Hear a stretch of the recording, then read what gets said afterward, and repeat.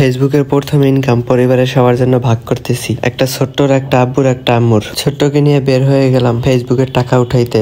যদিও আমার থেকে বড়, কিন্তু আমি অনেক ওই ছোট্ট। দিলাম 1000 টাকা, দেখি যদি ভুলে আমারে 10,000 টাকা দেয়। ভাবলাম 10,000 টাকা দেবে, ভুলে এই 1000 টাকাই দিছে।